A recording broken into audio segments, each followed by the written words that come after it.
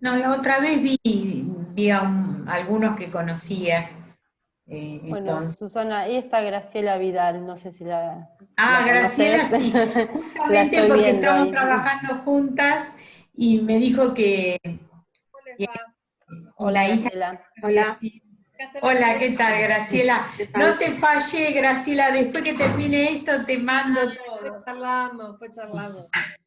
Bueno, ahora sí, vamos a comenzar con la presentación de este webinar. En principio quiero saludar a todos los presentes y, y en el nombre del Departamento de Ciencias Básicas agradecer la participación en este webinar, tanto a los participantes como a, a los disertantes. Les cuento que mi nombre es Carla Martínez y con Facundo Parmigiani vamos a estar modulando este webinar. Les comento un poco cómo es la modalidad de los webinares, de este en particular. Al final de la presentación va a haber un espacio para realizar preguntas. Esas preguntas van a ser puestas a través del chat y se las vamos a estar diciendo a las oradoras en este caso. Les cuento también que este webinar va a ser grabado y van a poder acceder al video a través de un link que va a estar conjuntamente con la información del webinar. También les recuerdo la modalidad de este webinar, que tiene la particularidad que se va a dividir en dos partes. Una primera parte que vamos a estar viendo hoy, y una segunda parte que se va a desarrollar el día lunes 24, de 15 a 17 horas, y también les comento que van a poder acceder ese día con el mismo link que ingresaron hoy a la videoconferencia, así que ya tienen la forma de ingresar el lunes. Nada más que hacer una leve presentación para las disertantes.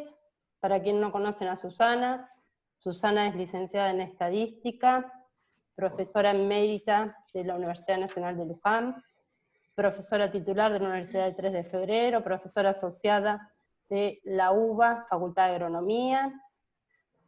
Ha trabajado como consultora en la Encuesta Nacional de Nutrición y Salud del Programa de Naciones Unidas para el desarrollo de 2 periodos.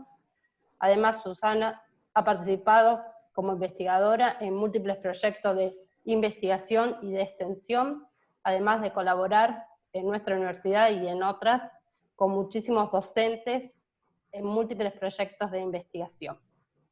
Ahora pasamos a presentar a Vanessa López. Vanessa es licenciada en Estadística de la Universidad de 3 de Febrero, analista del Departamento de Procesamiento y Producción de Información Estadística, Dirección General de Estadísticas y Censos de la Ciudad de Buenos Aires, y además es docente de la Universidad de 3 de Febrero. Colaborando con ellas dos estuvo también Vanina Delfino, que es licenciada en Estadística de la Universidad de 3 de Febrero, y docente de esa misma universidad, además de hacer actividades acuáticas, como ella misma lo nombró, hoy más temprano. Ahora sí, podemos dar comienzo al desarrollo del webinar, denominado Medicina basada en evidencia, evaluación de pruebas diagnósticas y curvas ROC. Ahora sí, cuando quieran, Susana, Vanessa.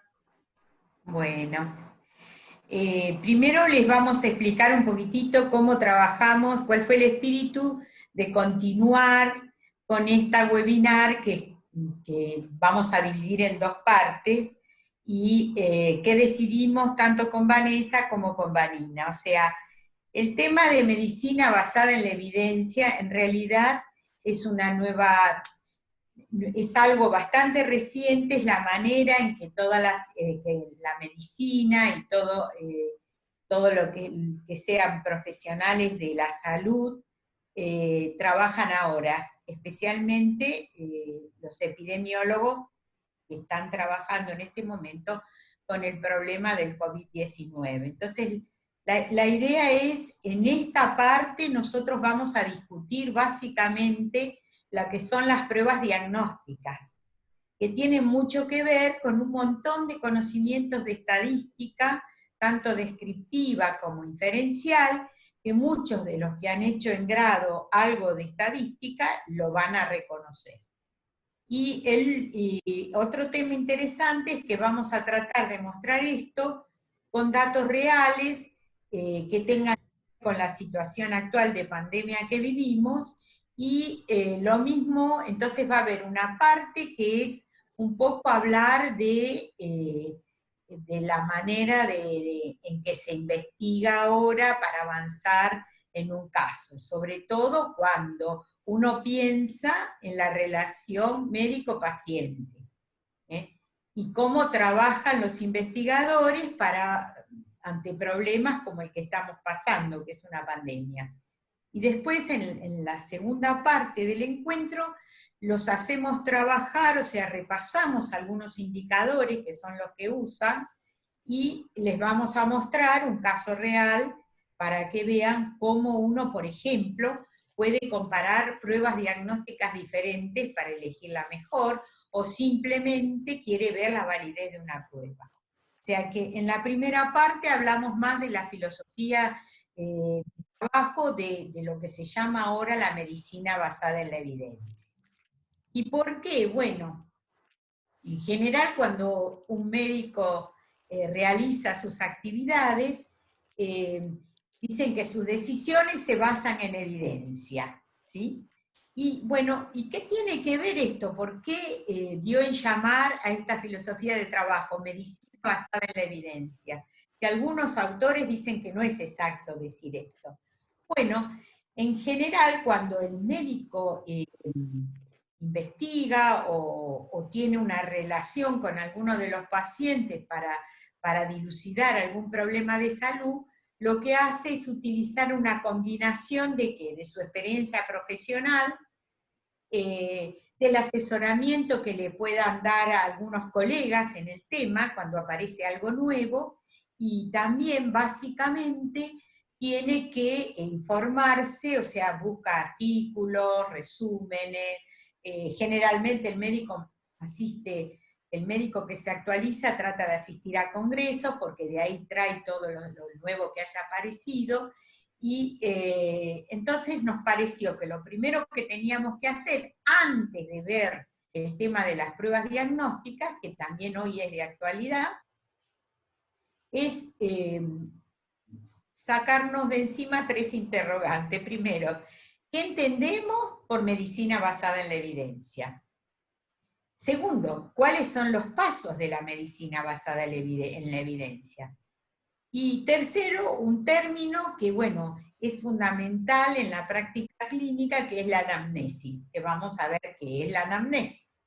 Estas tres cosas nos van a abrir el campo para ver, bueno, ¿qué se aborda con esta manera de trabajar? Y entonces, lo primero que vamos a ver, que la medicina basada en la evidencia, que es lo que se está aplicando aproximadamente desde 1990, es trabajar con ciertos pasos, pero basarse en información suficiente que le permite elaborar algún criterio de trabajo con un paciente, ¿sí? Entonces, lo que va a hacer un médico que siga este proceso de trabajar con este esquema es buscar, por ejemplo, las mejores pruebas para detectar o dar un diagnóstico o tomar una decisión. O sea que es el profesional para decidir, por ejemplo, si el paciente está sano o enfermo, si va a aplicar un tratamiento o si tiene dos, cuál de los dos, etc. Va a ser primero un diagnóstico eficiente, luego va a buscar todo lo que encuentre, toda la evidencia disponible que pueda encontrar y que la va a tener que validar, y finalmente, que esto es lo más importante, va a tener en cuenta los principios y las preferencias del paciente. Es como decir, bueno, la medicina se humaniza, pensamos en ese trato individual médico-paciente, que es fundamental. Por eso vemos que lo primero que va a hacer el médico va a tener que hacerse alguna pregunta, como si fuera cualquier investigador, cualquier disciplina en el avance del conocimiento, lo primero que hace es formularse una pregunta. En este caso, pensemos en una pregunta médica. Una vez que se hace esa pregunta, de alguna manera está postulando alguna suposición con respecto al problema. Pensemos en el paciente individual. Y entonces, ¿qué va a tener? Que buscar evidencia para ver cómo contesta esa pregunta, ¿sí? Y después vendrá una etapa donde tendrá que evaluar la calidad y la validez de esa evidencia que recopiló. Y luego, cómo aplicarla para atender a ese paciente.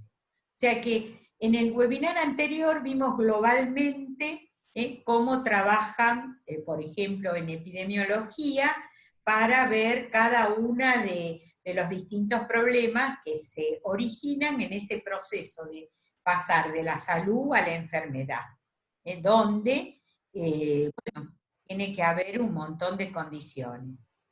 Ahora, esta manera de trabajar en realidad responde básicamente a cualquier investigación. Cuando uno investiga, lo primero que se pregunta es qué investigar para poder definir bien el problema. Es decir, lo primero que va a tener que hacer es observar la situación del evento que esté trabajando y además la información que hay con respecto a ella.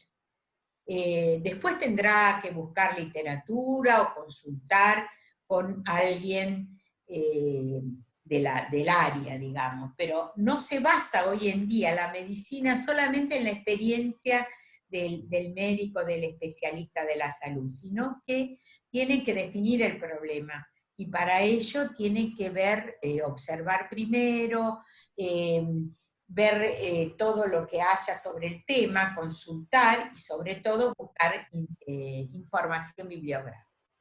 Después vendrá el para qué, que ese para qué, de alguna manera, lo que va a hacer es definir claramente el propósito, para qué va a ser todo ese proceso, hasta que va a definir los alcances específicos de lo que va a hacer cuando define los objetivos. Y finalmente viene la parte del cómo va a trabajar en ese proceso, es decir, qué plan va a elegir, ¿sí? Pensemos que ante un problema donde el médico no puede decidir concretamente, aparece alguna enfermedad que no está, digamos, clínicamente caracterizada. Bueno, él va a tener que seguir todos esos pasos y habrá sido lo que apareció primero cuando ocurrieron los primeros casos de COVID-19. En ese esquema general, y ahí pasamos el aviso, en realidad la estadística va a auxiliar, porque en ese proceso de el qué, el para qué, el cómo, el investigador, el médico, va a plantearse hipótesis de trabajo, los objetivos, cómo va a trabajar, qué características tendría que tener en cuenta. Y luego, por supuesto, dependiendo si trabaja con un solo caso o con una serie de casos, o toma toda una región, es lo que puede haber aparecido en el proceso de estudio de la pandemia que nos ocupa hoy a toda la mayoría de los países. Bueno, vamos a utilizar herramientas estadísticas. Para todo este proceso, si volvemos al paciente individual, es fundamental esto que se llama la anamnesis. ¿Y qué es la anamnesis?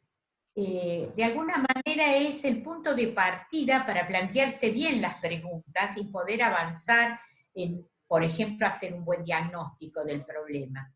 La anamnesis consiste en una conversación entre el médico y el paciente, donde de alguna manera va a analizar si tiene, si es un paciente que ya ha atendido en otras oportunidades, las historias clínicas, es la primer fuente de información. Pero luego va a volver adentrándose en el reconocimiento del individuo. Por eso es que preguntan hábitos de vida, antecedentes familiares, ¿sí? ¿Por qué? Porque para hacer un buen diagnóstico, este primer contacto es fundamental. sea, generalmente todos estamos acostumbrados a que cada vez nos atienden más rápido los médicos, pero lo ideal es que esta primera etapa se haga a conciencia, que haya una buena descripción del individuo, no solo de toda su historia clínica, sino también hábitos y antecedentes familiares, porque ahí uno puede descubrir dos cosas que son muy importantes para basar la medicina a aplicar en evidencias, que sería si tiene algún factor de riesgo para el tema o evento que cree que puede tener el paciente, y si hay marcadores genéticos. O sea que la anamnesis es fundamental.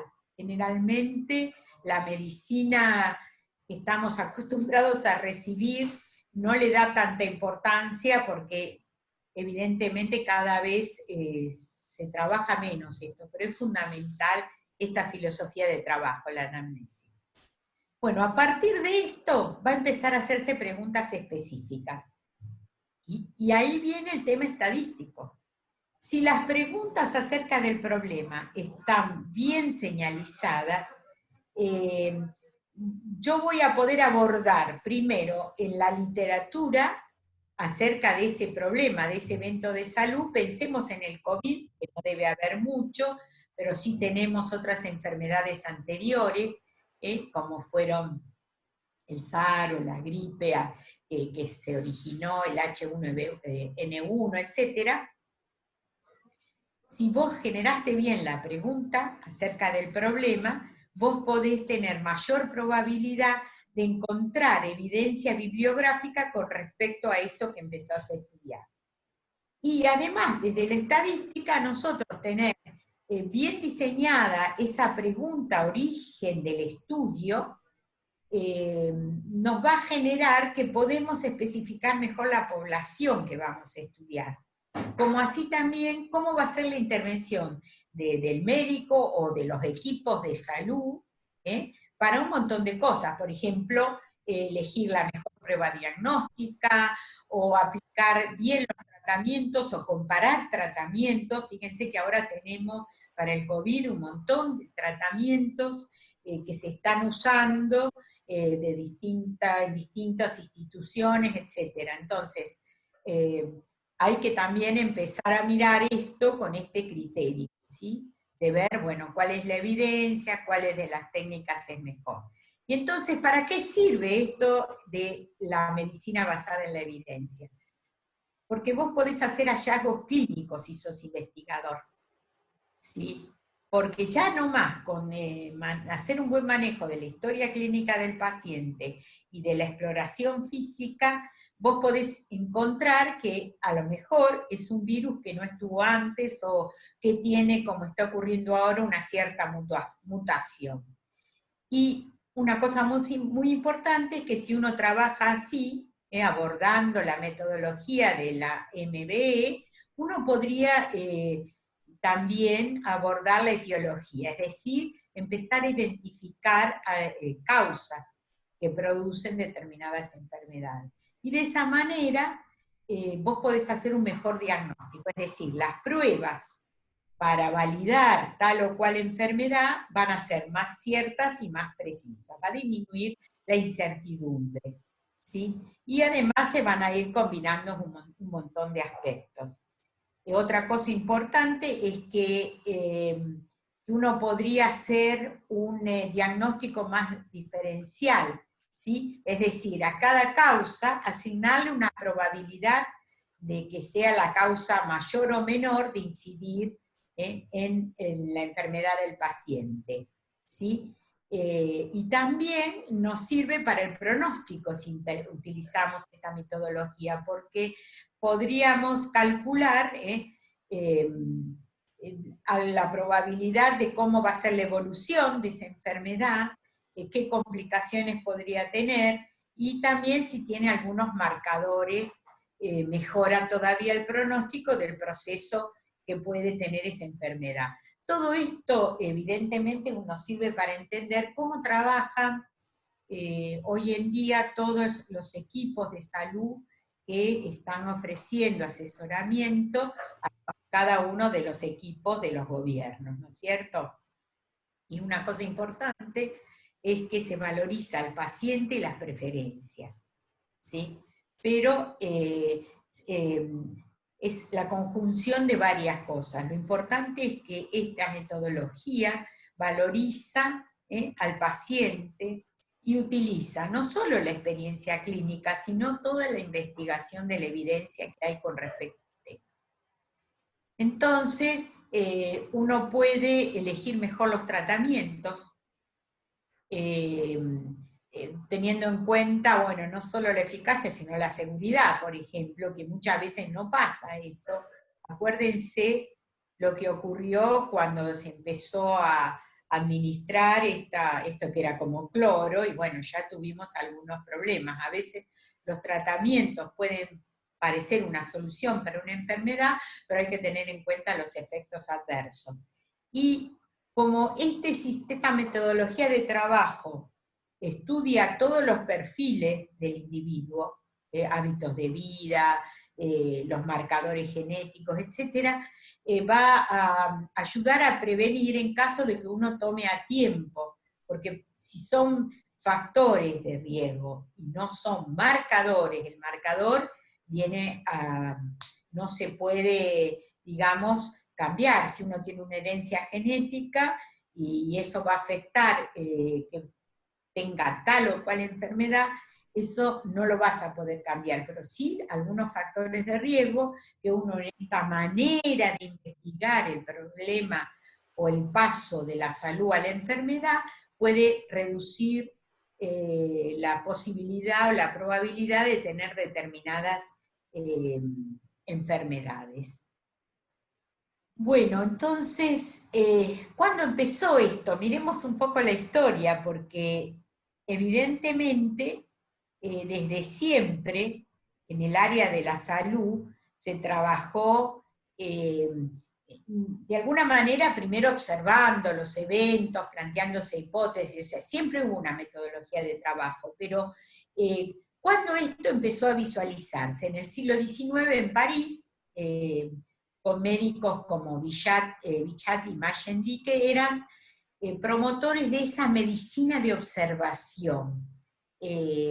O sea, decirle al médico, no base todo en su experiencia, sino que investigue y cuantifique la importancia de cada una de esas evidencias que consiga. En realidad, fue David Sackett en 1992 quien de alguna manera oficializa toda esta teoría, por eso es reconocido como el padre de la medicina basada en evidencia, pero hay otros como Bouillard o Cochrane que en realidad que aplicaron los principios de la epidemiología clínica y la bioestadística. Yo quiero hacer mención de esto especialmente. Todo el proceso de estudios epidemiológicos se vigorizan a partir de la utilización también vigorosa de la bioestadística. Y entonces eso modernizó cómo practicar la medicina, ¿sí? Cómo mejorar la situación y la relación médico-paciente. ¿Sí? O sea que toda esta teoría fue como un movimiento cultural internacional, y bueno, con el fenómeno de que tenemos ahora globalización del mundo, conectividad, información de todo tipo, eso fue una evolución explosiva de esta teoría, ¿sí? Es un movimiento cultural. No adhieren todos los médicos ni todos los expertos del área de la salud, porque esto engloba también a los paramédicos, los que hacen todos los estudios que sirven para tener evidencia. Y lo más importante es que se valoriza al paciente. Entonces, ¿qué dificultades tenemos? ¿Qué dificultades tiene esta metodología? Tiene este movimiento, tiene una dificultad que implica que vas a tener un bagaje de información tremendo. Ahora vamos a ver cómo clasificar la evidencia, cómo uno debería trabajar, ya sea porque trabaja en el área de medicina, o porque investiga en un laboratorio, o porque yo lo estoy centralizando en el tema actual, que es la existencia de esta pandemia que nos mantiene en vilo a todos y que a veces desorienta hasta a los investigadores. Entonces, el primer problema es la información, la evidencia. Y el segundo problema es que uno tiene que manejar bien la tecnología, no solo la tecnología de tipo computacional o las comunicaciones, sino también que van a ver que hay determinados temas que no los vamos a tocar acá, como son el metaanálisis, que salen o surgieron, y los damos en estadística, a partir de este movimiento cultural que es la medicina basada en la evidencia. Y entonces, hay un montón de maneras que se está ayudando para que avance este movimiento, que es crear estrategias de búsqueda de la información, de la evidencia. Hay inclusive fundaciones, está la Fundación Cochrane, que hacen revisiones sistemáticas con respecto a determinadas enfermedades. Ya hay un montón de publicaciones que solo son revistas basadas en evidencia, la medicina basada en la evidencia, y también hay sistemas de información que posibilita que uno acumule y sintetice, es como decir, bueno, son aprendizajes de estrategias de trabajo. Y bueno, que nos va a permitir, bueno, le va a ayudar al profesional del área de la salud, de alguna manera, puede mejorar si tiene dudas acerca de algún problema, puede mejorar la manera en que se pregunta, el tema de las dudas, filtrar rápidamente información, ver qué información es válida con respecto al problema, a los tratamientos, a las intervenciones en general. Por ejemplo, en algún momento empezó esto de vacunar sí o no, y hubo todo un movimiento cultural que decía no más vacunas, y resulta que ahora, con esta pandemia, está todo el mundo desesperado, esperando cuándo aparece rápidamente en cada país la vacuna que nos proteja de este virus. Entonces, evidentemente estos movimientos culturales tienen que ir evolucionando y periódicamente uno tiene que ir viendo si rinde, si me sirven para la práctica médica. Por ejemplo, ya hay un montón de guías prácticas clínicas que están basadas en esta metodología. Y lo importante es que si este movimiento cultural prospera, es de esperar que se garantice para todas las personas una atención de calidad, que muchas veces no la tenemos en el área médica. Por lo tanto, veamos tres componentes que deben interactuar, o sea, toda esta teoría, ya sea para hacer una buena definición de diagnóstico de si el paciente está o no enfermo, para ver la elección de algún tratamiento terapéutico, etc. La medicina basada en la evidencia lo que hace es una interacción entre la evidencia, que está dada por todo lo que la bibliografía, lo que dicen los demás expertos, etc., la pericia propia del profesional de la salud, y los valores y las preferencias del paciente. O sea que cuando dicen se aplica medicina basada en la evidencia, evidentemente hay una conjunción de esas tres cosas. Evidencia, la experticia propia de cada profesional, valorizando ese encuentro clínico primero que tiene el médico con el paciente, pero lo que es más importante, también se revaloriza al paciente, cuáles son sus valores y cuáles son sus preferencias. Y fíjense que en el tema de la estructura crítica que debe tener, o sea, cómo leo todo lo que hay, cómo yo digo esto va así. Bueno, hay que tener como una pirámide para clasificar las evidencias científicas que se puedan encontrar con respecto a una enfermedad. Y fíjense que en la base lo que van a encontrar es la primera etapa que tiene la investigación, que es cuando se trabaja sobre animales. Piensen en la vacuna, hay como 6 vacunas que están muy avanzadas. 2 o 3 están probando, 3 están probando en Argentina. La de Oxford, o sea, de Inglaterra, con laboratorios argentinos, la de Pollack, que trabaja con Pfizer, y también ahora la China la van a probar acá. Y bueno, evidentemente nosotros esperamos que si utilizan este modelo cultural de investigar, ya han pasado estas etapas, que es la investigación primero en animales, el estudio de series de casos clínicos, o sea, cuando aparecieron los primeros casos, que hay que remontarlos al año pasado, en realidad, se está viendo, y ya después empiezan los estudios más de tipo, decimos, analíticos, ¿no? Que serían los estudios casos-controles, estudios de cohort. Nosotros en el área, en el momento actual, se está trabajando en todo lo que es la investigación clínica aleatorizada, o sea, se están haciendo experimentos, se está probando, se está incluyendo un control.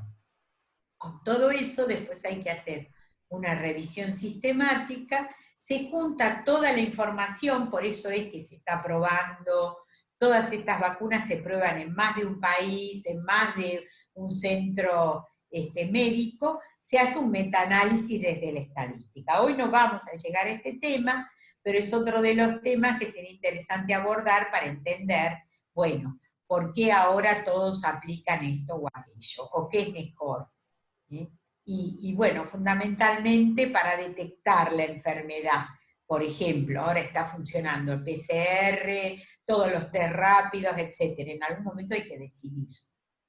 Entonces, bueno, como ya dijimos, que los hallazgos clínicos, la etiología, el diagnóstico, pronóstico, cómo elegir el mejor tratamiento y prevenir, todo se puede abordar si trabajamos con estos métodos, con estos pasos que nos señala la medicina basada en la evidencia. Para ello hay que recordar un poco, que lo hablamos en la webinar anterior, que el investigador, cuando manipula la información, o la recopila directamente, él va a trabajar observando simplemente primeras etapas de toda investigación, o experimentando. Y la diferencia entre uno y otro caso es que en la experimentación, que es lo que está pasando ahora con las vacunas para el COVID, hay una aleatorización y siempre va a haber más de un grupo.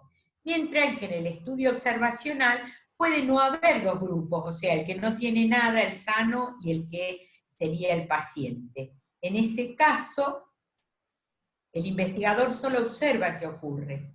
Igual hay un montón de métodos, ¿sí? Básicamente son los primeros que se aplican, o sea, se hace primero un estudio del investigador, hace un estudio descriptivo. Entonces lo que hace, de alguna manera, se pregunta, ¿esto que está ocurriendo es lo mismo para todos?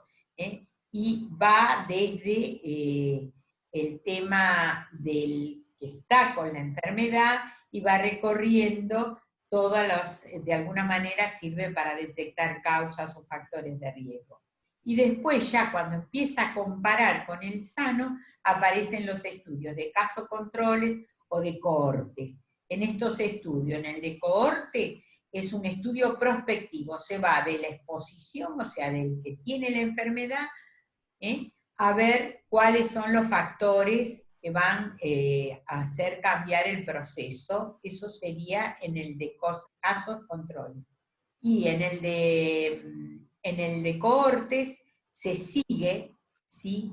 De alguna manera se parte desde el que no tiene nada, pero está expuesto, y se va viendo con todos los factores cuál va a ser el desenlace, ¿sí? O sea, es prospectivo. De la exposición a algún factor se va al desenlace, en el de cohortes. Y en el de casos controles, al revés. el desenlace, o sea, la presencia de la enfermedad, y se va viendo a qué estuvo expuesto. Hay un tipo de estudio que vienen a ser los descriptivos, donde lo que se hace es analizar un poco la prevalencia, o sea, se cuantifica el fenómeno.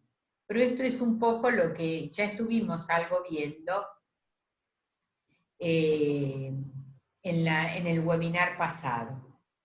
¿De qué vamos a hablar ahora, que era un poco el tema del día? De la relevancia, de la importancia que tiene la evidencia, ¿sí? Entonces, ¿cómo podemos hacer para saber si yo tengo mi investigación centrada en el paciente? Si la evidencia que dispongo con respecto a la enfermedad que estoy investigando es relevante. Bueno, también si yo quiero saber si ese paciente tiene o no tiene presente o ausente el evento que estoy estudiando. Entonces, bueno, básicamente para ver la relevancia de la evidencia y validarla, lo más importante son las pruebas diagnósticas, ¿sí? Ver si hay marcadores para poder pronosticar mejor, marcadores genéticos, si vas a comparar algún tratamiento, la seguridad que tengan las pautas terapéuticas, etcétera, etcétera. Entonces, en este encuentro específicamente, les queremos contar un poquitito acerca de las pruebas diagnósticas, que son después de la anamnesis, de buscar la bibliografía, todos los trabajos, una parte muy importante de la metodología de medicina basada en la evidencia son las pruebas diagnósticas, ¿sí? En general no hay nada más incierto que la medicina, ¿sí? Porque trabaja con la incertidumbre permanente. Muchas veces la evolución de un paciente no es lo mismo si tiene marcadores genéticos o tiene factores de riesgo muy marcados. Fíjense, por ejemplo, en el COVID. Evidentemente, si el paciente presenta algunos de los factores de riesgo, como podría ser que es un gran fumador, o tiene un estilo de vida que no está, digamos, que no es rutinario, etcétera, por ahí, o tiene problemas colaterales, como podría ser diabetes o presión, puede tener una evolución hacia la gravedad. O sea, la misma enfermedad, tenés paciente asintomático y pacientes que evolucionan a estar gravemente enfermos. Entonces, vos tenés que tener buenas pruebas diagnósticas para saber, el médico pueda decidir cómo va a ser tratado ese paciente. Y es muy importante entonces ahí manejar estas técnicas. Es lo que hacen los epidemiólogos. Fíjense que hay 4 grupos, que ya lo vimos en la webinar anterior, de aplicación de la epidemiología. ¿Qué hace la epidemiología hoy? Analiza la situación de salud de una comunidad. Es cuando cuantifica cómo se está dando. Es todo lo que ustedes ven que todas las tardes el Ministerio de Salud nos presenta la información del día acerca de, bueno, cuántos nuevos casos, etcétera, etcétera. Pero eso va acompañado de otros grupos de aplicaciones que hacen los epidemiólogos, como por ejemplo, investigar factores de riesgo de esta enfermedad que es el COVID. Y después planifica permanentemente cuál sería la eficacia de intervenir, o sea, las intervenciones sanitarias. Por ejemplo, por ahora seguimos con esto del aislamiento, etcétera, pero bueno, en algún momento va a haber algún otro tipo de intervención, como cuando acordonaron algunos barrios para contener allí la epidemia, ¿sí? Bueno, todo eso es lo que hace la epidemiología hoy, basado en estas técnicas de la medicina basada en la evidencia. Y una de las cosas muy importantes en ese proceso para ver el cambio de salud a enfermedad, lo tienen las pruebas diagnósticas, que son muy útiles. Y entonces, ¿qué tenemos que aprender con respecto a las pruebas diagnósticas? Bueno, hay que mirar algunas propiedades que en estadística llamamos el tema de la validez, la reproductibilidad, y ahora Vanessa se va a extender en esto, ¿sí? Y la seguridad. 3 condiciones. Entonces tenemos que ver qué pasa con la variación cuando yo mido si un paciente tiene o no tiene la condición que estoy estudiando. Entonces luego vendrán algunos términos como por ejemplo sensibilidad y especificidad de las pruebas diagnósticas. Esto lo vamos a analizar hoy específicamente con ejemplos, porque es lo que me permite a mí saber si está enfermo, bueno, tener la validez de que ese paciente con lo que yo probé me dio que estaba enfermo. Ahora vamos a ver la mecánica. Y si está sano también, ¿sí? Entonces, van a ver que vamos a calcular unos valores que se llaman valores predictivos, y también, esto lo vamos a ver el lunes, lo que llamamos las curvas ROC, que no solo se usan en medicina hoy, se está usando en el tema económico, en la parte, en aspectos financieros, en control de calidad. O sea, la utilidad de las curvas ROC, nosotros se las vamos a mostrar comparando, por ejemplo, distintas situaciones con las curvas ROC, ¿sí? Si hay tiempo, yo les voy a contar un poco de los experimentos para las pruebas diagnósticas que se pueden hacer en serie o en paralelo, y también qué diseños usamos para ver la utilidad de las pruebas diagnósticas. ¿Por qué es importante? Porque si la prueba diagnóstica fue bien aplicada, el médico ya tiene un camino más seguro hacia una buena práctica médica y a un buen tratamiento. O sea, puede mejorar inclusive la idea de pronóstico. Y entonces, el tema del diagnóstico es una confluencia de un montón de cosas, ¿sí? Y es muy importante, tanto para el médico como para el paciente. Fíjense que muchas veces los enfermos o los pacientes deambulamos por los consultorios viendo a ver si pueden darme un diagnóstico de a mí me duele, no sé, el brazo derecho. Y si siguieran todo el proceso de la medicina basada en la evidencia, podrían tener una idea más clara de por qué. No que te mandan que primero la tomografía, después fíjate, saca una radiografía, no vaya a ser que estés quebrado, después, bueno, te vamos a hacer este estudio eléctrico, etcétera, etcétera. Entonces, si la prueba diagnóstica es bien elegida y ha cumplido con estas condiciones, o sea, se ha mirado que es válida, es reproductible y es segura, bueno, con eso va a facilitar no solo la actividad del que te atienda en el área de la salud, sino también del paciente. Y entonces en ese proceso que se da para llegar a un diagnóstico, voy a tener distintas fuentes de información. Y bueno, empezamos por lo que les definí, la anamnesis del paciente, después vendrá el examen físico, pero sobre todo la información epidemiológica y el resultado de las pruebas diagnósticas. O sea, son los 4 aspectos que estamos desarrollando ahora. ¿Y qué es una prueba diagnóstica? Bueno, una prueba diagnóstica es un proceso que puede ser más o menos complejo, que lo que pretende hacer es determinar, bajo ciertas condiciones patológicas de enfermedad, que yo no puedo ver directamente, bueno, decidir si el paciente o está enfermo o está sano. Si la prueba diagnóstica es buena y el paciente estaba enfermo, tiene que dar positiva esa prueba. Y si no, tendrá que dar negativa en caso contrario si está sano. Entonces, ¿qué le vamos a exigir a estas pruebas diagnósticas? La condición de validez, o sea, mide lo que tiene que medir. Fíjense que estamos hablando en el COVID de 2 pruebas, PCR y las otras pruebas serológicas. Pero ¿qué mide cada una?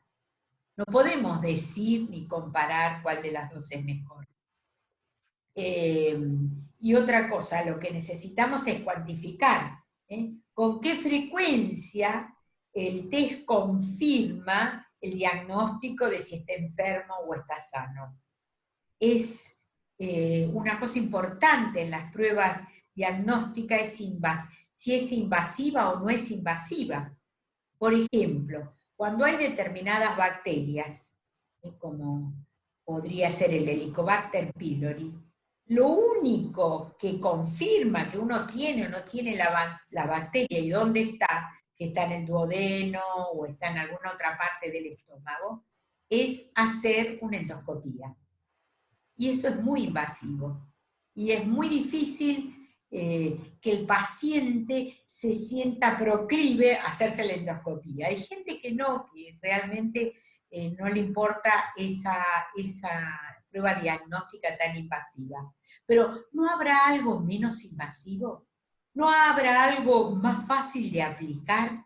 ¿No habrá algo inclusive menos costoso que puede estar en todos los hospitales que atienden a la comunidad, inclusive a aquellos que son más vulnerables desde lo económico? Bueno, todo eso es lo que se prueba cuando uno dice, vamos a validar una prueba diagnóstica. Primero, que mida lo que tiene que medir, ver si el procedimiento no es, digamos, sirve y no es tan complejo, riguroso, etc. ¿Y qué es lo que se calcula? ¿Cómo medimos esa validez? Bueno, la validez lo vamos a medir con dos indicadores, que son los que vamos a definir en un ratito, que son sensibilidad de la prueba diagnóstica y especificidad. Otra cosa que uno tiene que tener en cuenta es si es reproductible. ¿Qué significa? El test, la prueba. Si yo lo repito para toda la comunidad, ¿puedo obtener las mismas, en circunstancias similares, ¿puedo obtener los mismos resultados? Si esa variabilidad biológica, ¿sí?, que puede tener cualquier test, me permite a mí reproducirla en cualquier tipo de individuo, etc. Y finalmente, ahora vamos a ver la validez, otra cosa que vamos a ver es la seguridad. Y esa seguridad se mide por dos valores, que son el valor predictivo, que puede ser positivo o negativo, ¿sí? Y si da positivo, está de alguna manera me dice, bueno, ¿qué probabilidad de que exista la enfermedad? Y si da negativo, podemos decir qué probabilidad hay de que no esté presente la enfermedad. Entonces, para hacer todo eso, es que vamos a empezar por los más sencillos primero, que es ver la validez de las pruebas diagnósticas, ¿sí? En general, acá lo que está haciendo, el que está mirando qué prueba es válida, está investigando de una manera dicotómica, o sea, ¿qué significa? Con solo dos resultados, si la prueba detecta si la enfermedad está presente o ausente. Y entonces, lo que tiene que tener cuando uno está midiendo la validez de la prueba diagnóstica son estos dos conceptos, o la sensibilidad o la especificidad. Y desde la estadística, ¿qué es esto? Bueno, el resultado de estudiar la validez de una prueba diagnóstica se presenta en un cuadrito a doble entrada, donde siempre vamos a poner en la columna el resultado, o sea, el estado digamos, del individuo, que es o verdadero, si está enfermo, o sano, enfermo o sano. Sería el verdadero diagnóstico. Y generalmente, si yo quiero validar una prueba contra la presencia o ausencia de la enfermedad, uno tiene que tener algún diagnóstico que se llama el gold standard, la prueba de oro, la prueba que sí o sí, digamos, valida que ese paciente tiene la condición. Por ejemplo, en un tema de bacterias en el estómago va a ser justamente la endoscopía. La prueba de oro, digamos, el gold standard, la prueba que te asegura, te da la validez. Y entonces, ¿qué tengo en las filas? yo tengo la prueba que yo quiero ver porque es menos invasiva, más fácil de aplicar a toda la comunidad, etcétera, etcétera, y esa es la prueba que voy a poner, si es positiva o negativa, en las filas. ¿Eso qué genera? Esto se llama en estadística una tabla de contingencia, donde lo que tenemos en realidad son las celdas que ven en violeta, es la condición de lo que el resultado no es otra cosa que es la ocurrencia conjunta. Por ejemplo, en este caso, la prueba dio positiva y el paciente estaba enfermo. Ahí van a ir todo lo que llamamos los verdaderos positivos. Esto lo vamos a volver a repetir ahora en la aplicación. O la prueba dio positiva, pero en realidad el paciente está sano. Esos son los falsos positivos. Luego, la prueba dio negativa. El paciente tendría que estar sano, pero en realidad la prueba de oro nos dice, no, el paciente tiene la enfermedad. Y la prueba da negativa, son los verdaderos negativos, y el paciente está sano. O sea que lo que tenemos acá, desde la estadística, ahora nos vamos a meter en la estadística, son 4 situaciones que pasan a dar probabilidades condicionales. O sea, bueno, que la prueba dé positiva, siendo que, o dado que, el paciente realmente tiene la condición de enfermo. Y así sucesivamente. Entonces, con esos 4 conceptos uno calcula el problema de sensibilidad. ¿Y qué es esa sensibilidad? Va a servir para darte la probabilidad de poder clasificar correctamente a un individuo que está enfermo. O sea que la sensibilidad te va a decir, si te va a dar una probabilidad de decir correctamente, este paciente está enfermo. Y la prueba te daría positiva. Y en el otro caso, vos vas a tener que la prueba te puede dar negativa, ¿sí? Y el paciente también está sano, y eso sería lo que vamos a calcular con la especificidad. O sea que en base a estos 2 conceptos, tanto la sensibilidad como la especificidad, que ahora Vanessa lo va a volver a repetir, se genera a partir de enfrentar un poco los resultados de la prueba diagnóstica que vos querés probar y lo enfrentás a la situación real de que el paciente o esté enfermo o esté sano. Y entonces así podés validar, podés decir qué probabilidad tiene esta prueba, si está enfermo, de que diga que dé positiva. Eso sería la sensibilidad de la prueba. Y para el caso, ¿qué probabilidad tengo? Que si el paciente está sano y yo aplico la prueba me dé negativa. Eso sería la especificidad. Básicamente una prueba buena, una prueba válida, uno busca que sea con mucha sensibilidad y con mucha especificidad. Y como estamos hablando de probabilidades, siempre va a tener que tender a 1, tratar de que tanto sensibilidad como especificidad tiendan a 1 y se expresan generalmente después en la interpretación en porcentaje. ¿Sí? Entonces uno que busca pruebas altamente sensibles, arriba del 70 generalmente, ¿sí? Y no siempre se puede lograr, y altamente específicas si el paciente esté sano, que me lo confirme. También altamente con probabilidad alta.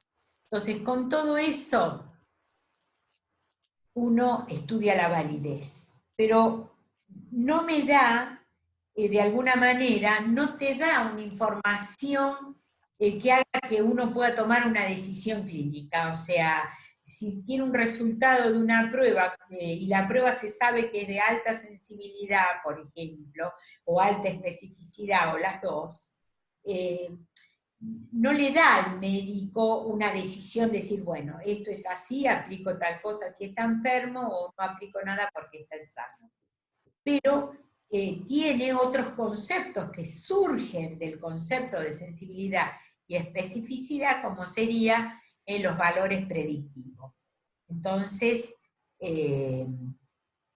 esa trabaja al revés, se pregunta, si dio positivo, ¿cuál es la probabilidad que realmente esté enfermo? o si dio negativo. ¿Cuál es la probabilidad de que realmente esté sano? Y esos son los valores llamados valores predictivos positivos, que ahora lo vamos a ver en un ejemplo, y valores predictivos negativos, ¿sí? Vamos a volver ahora en un ratito a la fórmula, ¿no? En esta primera parte darles un panorama de algo que en este momento es muy importante, como es tener buenas pruebas diagnósticas, ya que un buen diagnóstico te posibilitaría mejorar el tratamiento y determinar o pronosticar hacia dónde va ese paciente.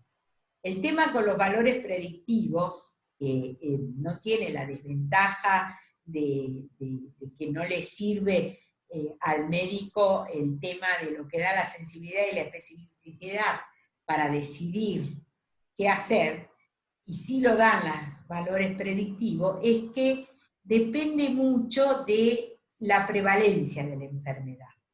¿Qué era la prevalencia de la enfermedad? La prevalencia es desde el punto de vista estadístico, es una proporción que se calculaba haciendo casos con el evento, pensemos, casos con COVID, sobre la población. Y eso te daba la frecuencia con que la enfermedad está ocurriendo en la comunidad.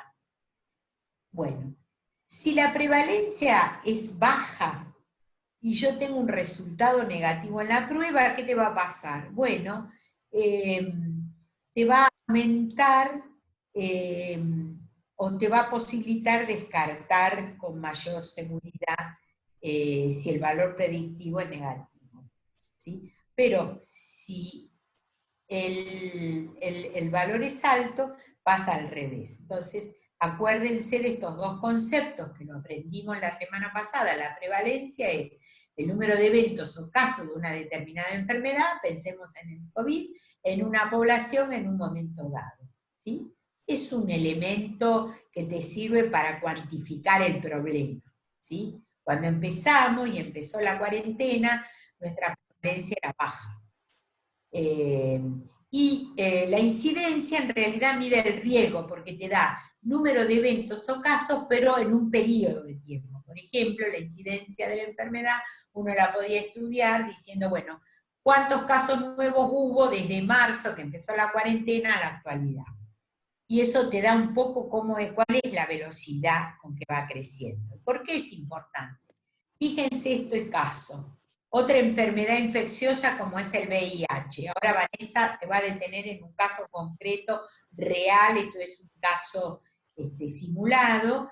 Ella va a trabajar con datos reales, dado que ella está en el INDEC de la ciudad y maneja información. Nos va a mostrar después un ejemplo. Pero fíjense esto.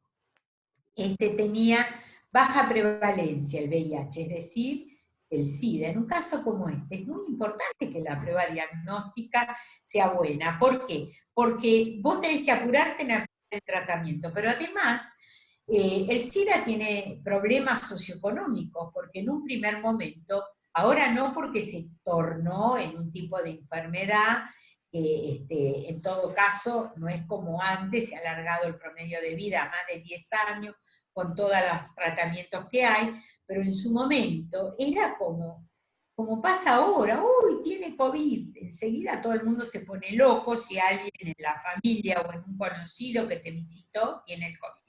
Bueno, en todos esos casos es importantísima la prueba diagnóstica, ¿sí? ¿Y qué puede pasar? Si es baja prevalencia, quiere decir que la cuantificación, en este caso del SIDA, era baja. Fíjense qué cantidad de casos. Por esto es que la evidencia es muy importante. 2.800.000 casos de pacientes con SIDA. ¿Y ahí qué pasó? Bueno, de alguna manera estaba la verificación con algunos de los estudios especiales de que esa persona tenía VIH. Y entonces se aplica el test, la prueba que se quiere validar, más rápida, más económica, que está en todos lados, que te lo podés hacer inclusive fácilmente. Bueno, la prueba da positiva y el paciente verdaderamente estaba enfermo. Tenés 1970 casos. Estos son los verdaderos positivos. Y por el otro lado, fíjense que el que da negativo y el paciente tenía En realidad SIDA son muy poquitos casos, ¿sí? O sea que este sería un falso negativo. Y por el otro lado tenemos un falso positivo, que es también bastante grande, dio positivo pero está sano, y un verdadero negativo. Con estas 4 cosas, fíjense que está calculado, no me detengo en el cálculo, pero lo que ocurre es que el valor predictivo positivo, si la prevalencia es baja, va a ser muy bajo, 29%. Y el valor predictivo negativo va a ser alto.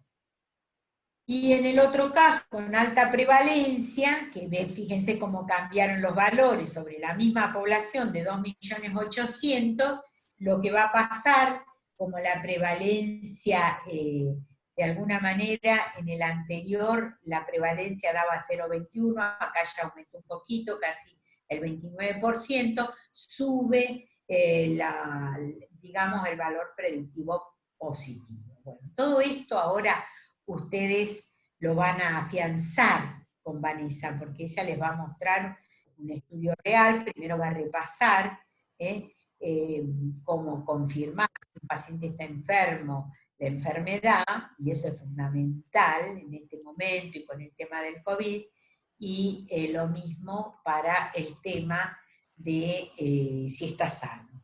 Entonces, en el día de hoy nos dedicamos a las pruebas diagnósticas. Ella ahora les va a mostrar, cuando hay más de una, también se pueden comparar con un grafiquito. ¿Querés compartir vos ahora, Vanessa? Dale, sí, Susana.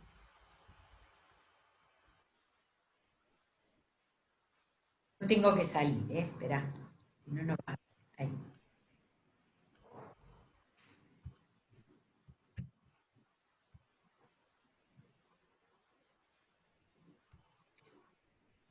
¿Se ve bien? Sí. Buenísimo. Bueno, Sí, buenas tardes a todos. Bueno, retomando un poco lo que decía Susana, las pruebas diagnósticas deben cumplir determinadas condiciones, que eran la validez, reproductibilidad y seguridad.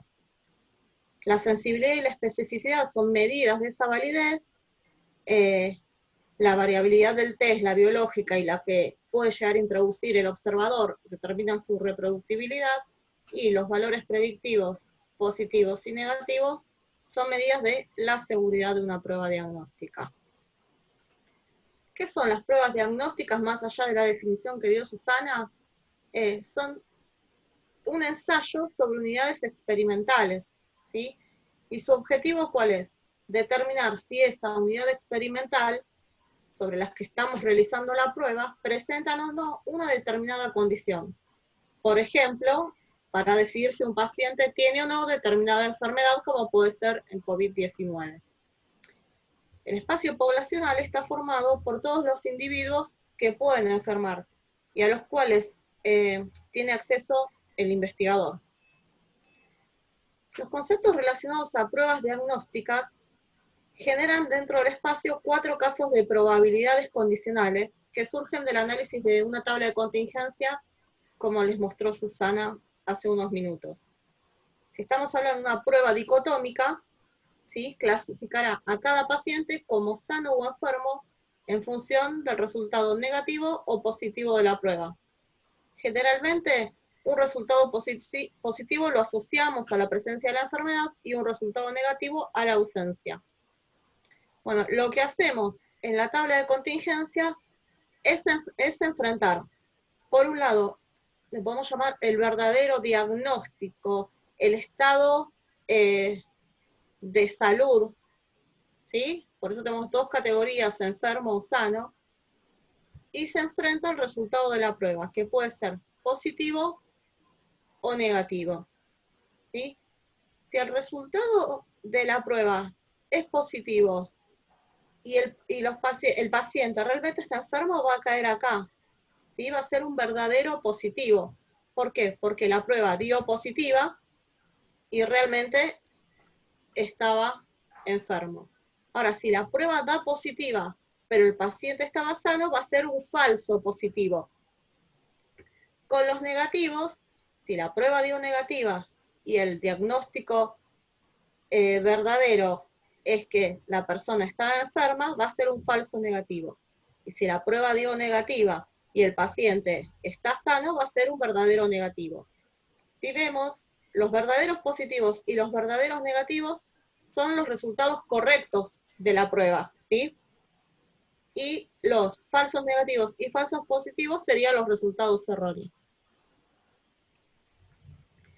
Ahora bien, los falsos negativos, ¿por qué pueden llegar a aparecer?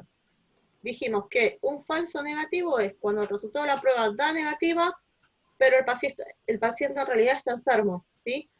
Pueden aparecer por diversos motivos. Entre ellos puede ser porque hay una escasa cantidad de muestra, un transporte inadecuado de la misma, retraso en el transporte que afecte a la muestra, errores preanalíticos en el etiquetado, depende también, puede ser por el estadio del proceso infeccioso, y los falsos positivos, que es cuando la prueba da positiva, pero el paciente en realidad está sano, entre otras cosas pueden aparecer también por errores preanalíticos de etiquetado, o también puede haber contaminación cruzada entre muestras.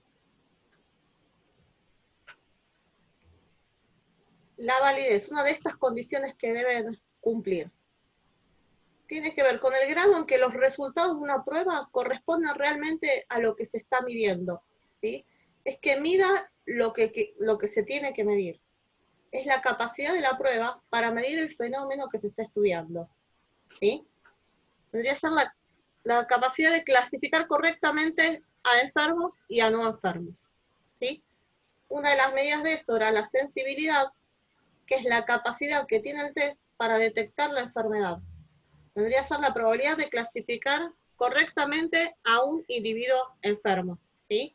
Por eso acá lo que nos interesa es tener una alta proporción de verdaderos positivos, ¿sí? Recuerden que es la probabilidad que para un sujeto enfermo la prueba me dé un resultado positivo. Cuanto más sensible sea una prueba diagnóstica, menor va a ser la probabilidad de tener falsos negativos.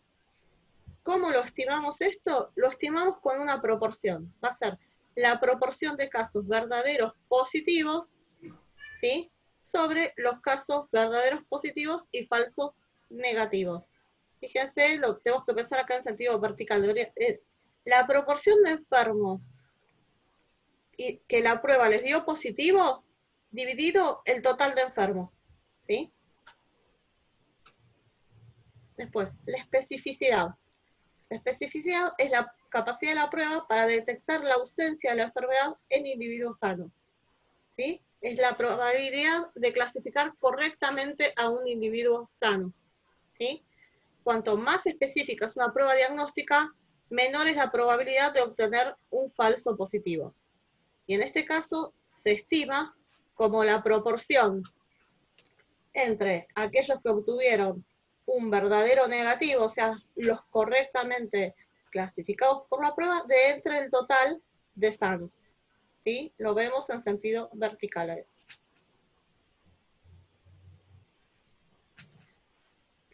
Lo ideal que es siempre trabajar con pruebas diagnósticas que tengan las dos cosas, alta sensibilidad y alta especificidad, pero esto no siempre es posible. En general, por ejemplo, si son pruebas de screening, deben ser de alta sensibilidad para poder captar a todos los enfermos, ¿sí? ¿Cuándo va a ser adecuada una prueba muy sensible? En aquellos casos en que si no se diagnostica la enfermedad, porque no se está captando al enfermo, puede ser fatal para los pacientes, como ocurre con enfermedades peligrosas que pueden ser tratables si las identificamos, si las descubrimos, como pueden ser linfomas o tuberculosis. Y las pruebas confirmatorias de un diagnóstico, en general queremos que sean de alta especificidad para evitar falsos positivos, ¿sí? Son necesarios en enfermedades graves que no tienen tratamiento disponible que las haga curables. Si existe interés por conocer la ausencia de una enfermedad, o también queremos que los test sean específicos, si diagnosticar a un paciente de un mal que realmente no padece, diagnosticarlo erróneamente puede acarrear consecuencias físicas, psicológicas o económicas también. Por lo tanto, estos conceptos de sensibilidad y especificidad permiten ver la validez de una prueba diagnóstica, pero no tienen utilidad en la práctica clínica, ¿sí? Tanto ambos proporcionan información acerca de la probabilidad de obtener un resultado concreto, positivo en el caso de la sensibilidad y negativo en el caso de la especificidad, en función de la verdadera condición del paciente con respecto a su estado de salud o enfermedad. ¿Por qué nos interesan que las pruebas sean sensibles o específicas? Las pruebas sensibles nos interesan cuando el costo de omitir un diagnóstico es elevado o si hay riesgo de extensión de la enfermedad. ¿Por qué? Porque el objetivo es detectar la enfermedad para tratarla o prevenir su extensión. En este caso, por ejemplo, ahora con el COVID-19, ¿qué es lo que interesa? Que la prueba sea sensible para poder detectar a aquellos que tienen la enfermedad para que no se siga propagando la misma a través de medidas de aislamiento, ¿no? Uno lo detecta, aísla, entonces evitan que se siga propagando. También interesan las pruebas sensibles en las primeras etapas diagnósticas, cuando hay muchas posibilidades diagnósticas, y sirven para disminuir, ir acotando esa cantidad de posibilidades diagnósticas, ¿sí? Como para descartar procesos, por ejemplo, si hay una sospecha de neoplasia. Por esto decimos que una prueba sensible, sobre todo, es útil cuando su resultado es negativo. Ahora, ¿por qué interesa la especificidad de una prueba? Si queremos confirmar un diagnóstico que fue sugerido por otros datos, nos interesa que la prueba sea específica, ya que vamos a tener pocos falsos positivos, ¿sí? El objetivo sería confirmar que no se tiene el proceso. Y también interesa que las pruebas sean específicas cuando los falsos positivos, si estamos diagnosticando a alguien y resulta que en realidad no tiene la enfermedad, le podemos causar un perjuicio importante al paciente. Por eso una prueba específica sobre todo es útil cuando su resultado es positivo. En cuanto a la seguridad de una prueba diagnóstica, esta está dada por los valores predictivos, ¿sí? Cuando a un paciente se le realiza una prueba, no se tiene información a priori acerca del verdadero diagnóstico. La pregunta más bien se plantea en un sentido contrario. Si tengo un resultado positivo o negativo de una prueba, ¿cuál es la probabilidad de que el paciente esté realmente enfermo o sano? ¿Sí? La respuesta a esto lo dan los valores predictivos y positivos de la prueba. El valor predictivo positivo es la probabilidad de padecer la enfermedad si se obtiene un resultado positivo en el test. ¿Sí? Por lo tanto, se estima como la proporción de pacientes que tuvieron un resultado positivo, ¿sí?, en la prueba, que finalmente resultaron estar enfermos. Esto lo vemos en el sentido de las filas, ¿sí? Fíjense que es los verdaderos positivos sobre el total de positivos de la prueba. Y el valor predictivo negativo es la probabilidad de que un sujeto con un resultado negativo en la prueba realmente esté sano, ¿sí? Y lo que vamos a hacer también se ve en sentido horizontal, es la cantidad de falsos negativos sobre el total de verdaderos negativos, perdón, los verdaderos negativos sobre el total de negativos que nos dio la prueba, ¿sí? Por eso lo más importante es que el valor predictivo positivo es la probabilidad de que un sujeto con un resultado positivo realmente esté enfermo. Y el valor predictivo negativo es la probabilidad de que un sujeto con un resultado negativo realmente esté sano. Vamos a ver ahora la influencia de la prevalencia. Vamos a ver que no influye en la sensibilidad y en la especificidad, y sí en los valores predictivos. La sensibilidad y la especificidad tienen como ventajas de que son propiedades intrínsecas a la prueba diagnóstica, no dependen de la prevalencia. Definen la validez de la misma más allá de cuál sea la prevalencia de la enfermedad en la población, ¿sí? Pero las desventajas que tiene la sensibilidad y la especificidad, que no nos dan información relevante a la hora de tomar una decisión clínica ante un determinado resultado de la prueba. Para eso están los valores predictivos, que son de utilidad a la hora de tomar decisiones clínicas y transmitir a los pacientes la información sobre su diagnóstico. Pero una de las desventajas de los valores predictivos es que están influenciados por la prevalencia, ¿sí? Presentan la limitación que dependen de lo frecuente que sea la enfermedad en la población que estamos estudiando. Si la prevalencia de la enfermedad es baja, un resultado negativo de la prueba nos va a permitir descartar la enfermedad con una mayor seguridad, por lo que el valor predictivo negativo va a ser alto. Ahora, si la prevalencia de la enfermedad es alta y el resultado de la prueba es positivo, esto tiende a confirmar la presencia de la enfermedad, porque el valor predictivo positivo aumenta conforme aumenta la prevalencia de la enfermedad. Y lo que vamos a ver a esto, para que se entienda un poco mejor que en palabras, es con estos grafiquitos vamos a ver la influencia de la prevalencia. Si ven acá en esta cuadrícula superior, ¿sí? Lo que tenemos acá, suponemos una población, una muestra de 100 individuos, ¿no? Y una prevalencia del 10%. Aquellos que están enfermos son los que vemos en rojo, ¿sí? Los cuadraditos verdes son los que están sanos, ¿sí? Ese sería el verdadero diagnóstico. Resulta que aplicamos una prueba, ¿sí? Y tenemos, acá si vemos, tenemos con el signo más tenemos a los que nos dio el resultado de la prueba positivo, y con el signo menos, los que la prueba nos dio negativo. Si recordamos la tabla de contingencia en la que enfrentábamos los resultados de la prueba con el verdadero diagnóstico, obteníamos un espacio de 4 posibilidades, ¿sí? Teníamos los falsos positivos, que eran los sanos, que habían sido, que la prueba había dado positiva, serían los cuadraditos verdes con el signo más, son los sanos, cuyo resultado de la prueba dio positivo, ¿sí? Tenemos 18 casos. Los verdaderos negativos, que son los sanos, cuyo resultado de la prueba dio negativo, que serían los cuadraditos verdes con el signo menos. Después vamos a tener los verdaderos positivos, que son los cuadraditos rojos con el signo más, que serían los casos de los que realmente están enfermos y la prueba dio como resultado positivo, y los falsos negativos, que son aquellos que están enfermos y la prueba dio como resultado negativo, que son los cuadraditos rojos con el signo menos. Lo que hacemos acá es mostrar una población con una prevalencia del 10%. El 10% de la población tiene la enfermedad.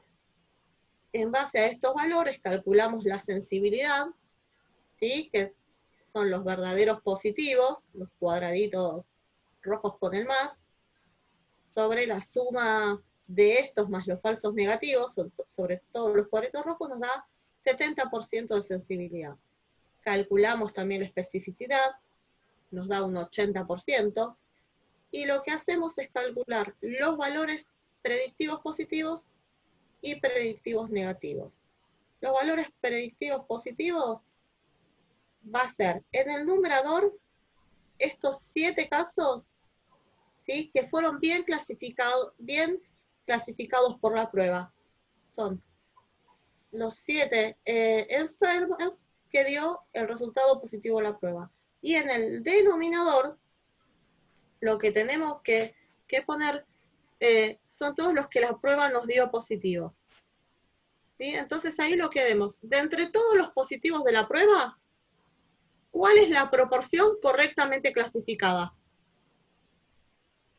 Y lo mismo para los negativos, simplemente que lo hacemos con los verdaderos negativos.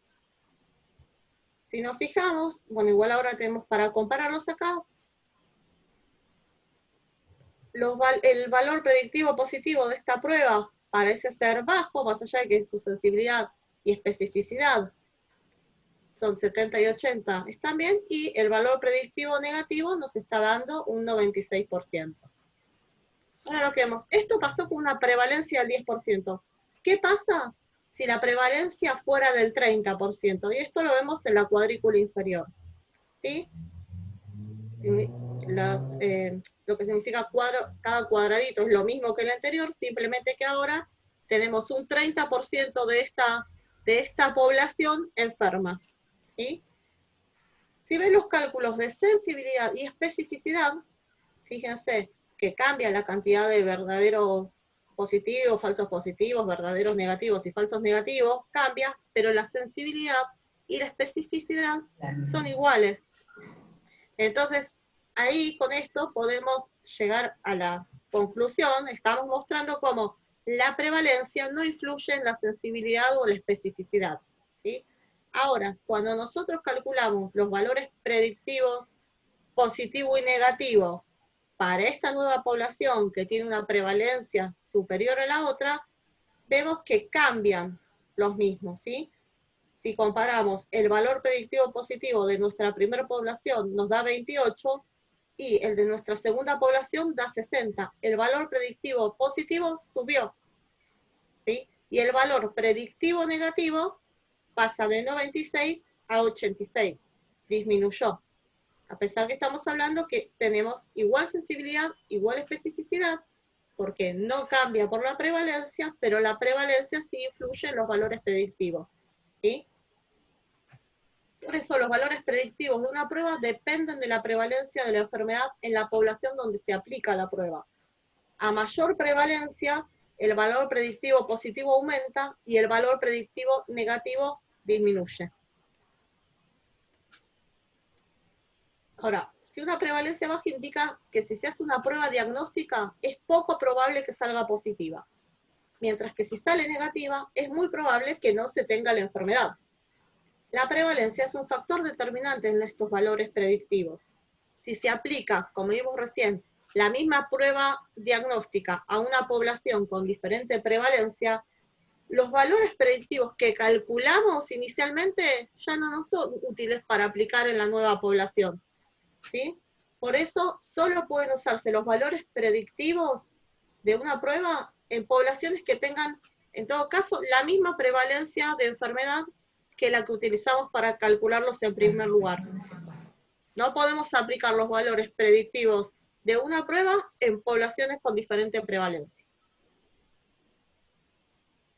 Ahora bien, si los valores predictivos de un test no pueden ser utilizados para comparar dos métodos diagnósticos diferentes, ni tampoco para extrapolar los resultados de otros estudios a datos propios. Entonces, ¿cómo calculamos la probabilidad en una población con distinta prevalencia a la original? Para esto, tenemos otros índices que son clínicamente útiles y que tampoco dependen de la prevalencia de la enfermedad. Son los cocientes de probabilidad positivo o negativo, también llamados razones de verosimilitud. Estos cocientes miden cuánto más probable es un resultado concreto, positivo o negativo, según la presencia o ausencia de la enfermedad. La ventaja de estos cocientes o razones de verosimilitud frente a los valores predictivos es que no dependen de la prevalencia, es decir, no depende de la proporción de enfermos en la muestra, sino que tan solo dependen de la sensibilidad y especificidad de la prueba. ¿Sí? Por eso sirven para comparar pruebas diagnósticas. La razón de verosimilitud también tenemos positiva y negativa.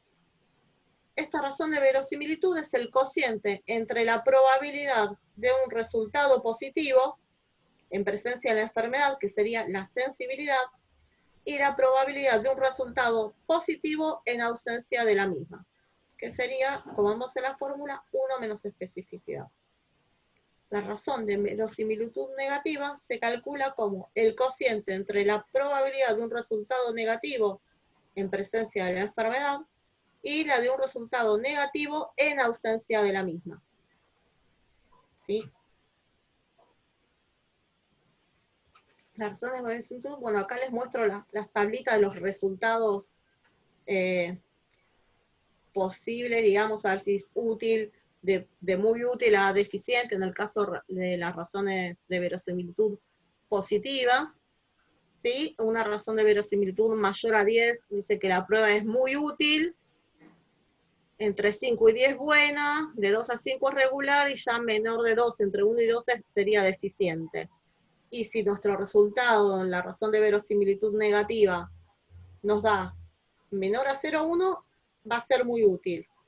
Entre 0,1 y 2 y 0,2 buena, de 0,2 a 0,5 regular, de 0,5 a 1 deficiente. Viendo esto vemos que si lo estamos utilizando para comparar unas pruebas diagnósticas, la razón de verosimilitud es positiva, va a ser cuanto mayor, mejor. Y en el caso de la negativa, cuanto más cercana a 0, mejor. ¿Cuál es la ventaja de las razones de verosimilitud? Que relaciona la sensibilidad y la especificidad de una prueba en un solo índice. Y se pueden obtener no solo para pruebas dicotómicas, sino para varios niveles de una nueva medida, y por eso no es necesario expresar la información de forma dicotómica como normal o anormal, o positivo o negativo. Esto después vamos a ver el lunes con curvas ROC, que también pueden aplicarse a pruebas que tengan resultados numéricos, digamos. ¿Sí? Y las razones de verosimilitud, como ya dijimos, no varían con la prevalencia, por eso pueden utilizarse como índice para comparar pruebas diagnósticas. Si yo quiero comparar dos pruebas diagnósticas A y B, como les dije antes, la razón de verosimilitud positiva me va a decir valores mayores de ella indican mejor capacidad para detectar la presencia de la enfermedad. ¿Sí? Por eso, si yo tengo una prueba A y una prueba B, y la razón de verosimilitud de la prueba A es mayor a la de la B, la prueba A va a ser superior a la B para confirmar la presencia de la enfermedad. En el caso de, cuando hablamos de las razones de verosimilitud negativas, sus valores menores van a indicar mejor capacidad para determinar la ausencia de la enfermedad. Estos son los que esperamos que tiendan a 0, ¿sí? Tengo dos pruebas A y B, si la razón de verosimilitud negativa de A es menor a la de B, la prueba A va a ser superior a la B para confirmar la ausencia de la enfermedad. Bueno, acá vamos a ver ahora gráficamente cómo se comparan dos pruebas diagnósticas. Voy directo al gráfico y les explico ahí mejor, que es más fácil que estar leyendo primero el gráfico. Una forma de comparar gráficamente las pruebas diagnósticas es representar el par 1 menos especificidad y sensibilidad que nos dio la prueba diagnóstica en un gráfico, ¿sí? Veamos que en el eje Y tenemos la sensibilidad y en el eje X 1 menos la especificidad. ¿Sí? Lo que se hace es marcar el punto que nos da la sensibilidad y 1 menos la especificidad de la prueba diagnóstica, y se van a trazar dos rectas, una desde el origen, desde el punto 00, que pase por ese punto que marcamos para la prueba, y otra que también pase por ese punto y llegue al 1, 1. Eso nos deja dividido en 4 zonas, ¿sí? Y si yo quiero comparar otra prueba, depende de cada una de estas zonas que me caiga, voy a determinar si es superior, si es siempre superior para detectar la presencia o la ausencia de la enfermedad, si es superior para presencia en la zona 4, si es siempre inferior, o si es superior para ausencia. Esto ahora lo vemos mejor igual con un ejemplo que se entiende más que tan abstracto. Bueno, acá lo que decía, a mayor sensibilidad, lo que vamos a tener es mayor cantidad de verdaderos positivos, y acá vamos a tener mayor cantidad de falsos positivos. Lo que hacemos es enfrentar los verdaderos positivos versus los falsos positivos en esta gráfica. Bueno, esto también lo dijimos recién. Vamos a ir con el ejemplo de aplicación. Aparte estamos con el tiempo medio justo, ¿no? Este ejemplo de aplicación está en la página del CONICET. En realidad, supongo que muchos habrán escuchado hablar del NeoKit, este test que fue presentado, que es, dijeron que era más rápido que el PCR clásico que se estaba haciendo, ¿sí? Y los datos que encontramos ahí fueron la cantidad de muestras y su sensibilidad, especificidad y exactitud diagnóstica. Yo ahora el ejemplo lo voy a dar simplemente con el ensayo 1, porque es del que tenía bien los datos para poder calcular verdaderos positivos y demás. ¿Sí? Esto se realizó un ensayo que es el que dio lugar a la aprobación por parte de ANMAT, y los otros que ven acá, el ensayo del 2 al 11, porque estos se fueron, digamos, replicando los ensayos en diferentes hospitales. Bueno, acá este es el que vamos a ver, es el primer estudio para su aprobación regulatoria. Es un ensayo para la validación, incluida en la evaluación de desempeño del producto en el registro sanitario. Es el que se presentó para su aprobación regulatoria. Y dice que se recibieron 150 muestras clínicas de referencia provistas por el Centro de Referencia Annelies Malbrand, que es ARN purificado, diagnosticados por la PCR, que es el método Gold Standard de emergencia COVID. Es la prueba que toman como referencia, lo que tomaríamos como recién hablábamos del verdadero diagnóstico, bueno, es base al resultado del PCR. Entonces, recibieron 150 muestras clínicas que fueron analizadas previamente por el PCR.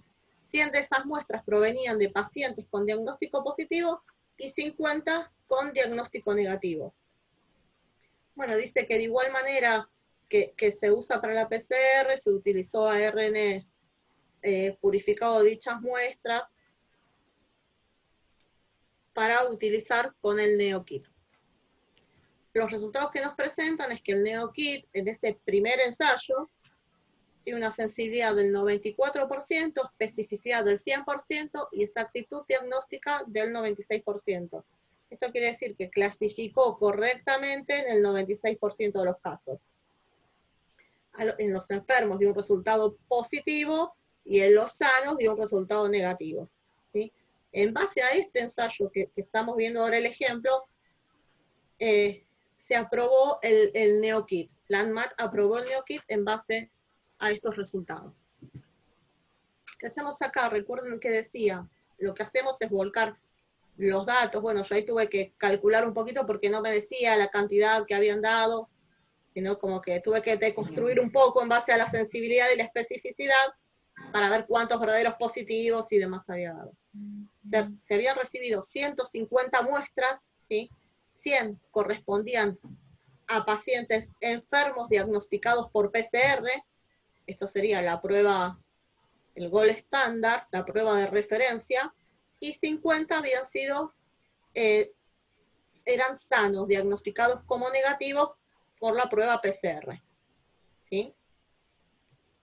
Después, 94, el NeoKit, esta prueba que se estaba ensayando, para lo que se estaba haciendo en el ensayo, 94 casos dieron positivos. ¿Sí? Y negativos dieron 56 casos. Bueno, se enfrentan esos resultados y nos queda armada esta tabla.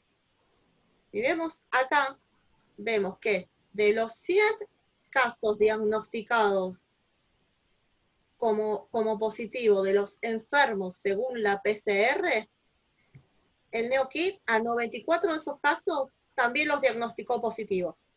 ¿Sí? Y a 6 los diagnosticó como negativos.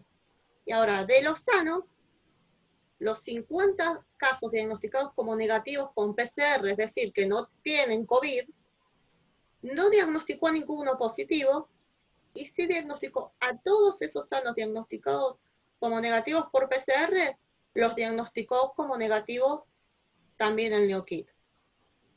Lo que hice yo acá, volví a calcular para ver si me daban los números, la sensibilidad y la especificidad.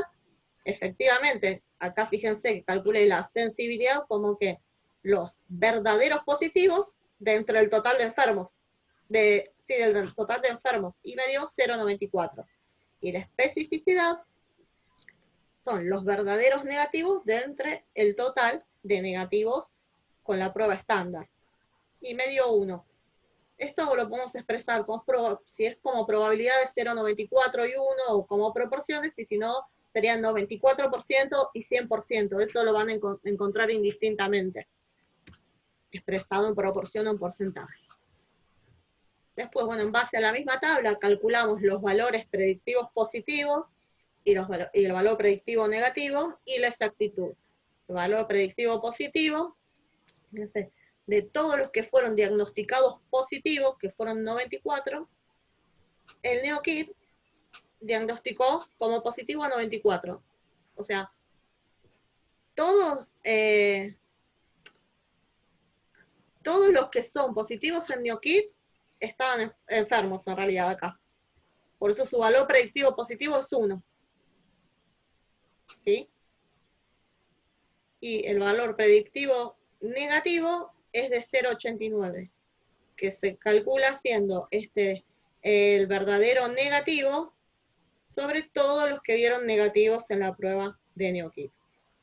Y la exactitud es de 0,96, que se calcula haciendo, habíamos dicho al principio de la presentación, que los verdaderos positivos y los verdaderos negativos eran los resultados correctos.